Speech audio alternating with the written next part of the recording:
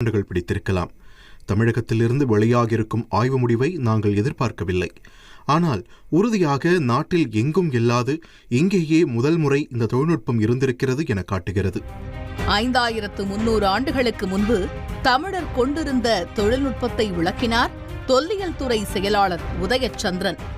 இரும்பின் பயன்பாடு தென்னிந்தியாவில், அதுவும் குறிப்பாக தமிழ்நாட்டில் கிமு 3345 ஆண்டுகளுக்கு முன்னதாகவே இங்கு இருந்திருக்கிறது என்பதை நிரூபித்திருக்கிறோம். இது இரும்பு என்றால் வெறும் இரும்பு அல்ல, இரும்பு தொழில்நுட்பத்தில் இரும்பை உருக்கி அதற்கான கருவிகளை செய்யும் தொழில்நுட்பம். மற்ற உலோகங்களை விட இரும்பை உருக்கும் தொழில்நுட்பத்திற்கு அதிக வெப்பம் தேவை, 1200 டிகிரி செல்சியஸுக்கு மேல்.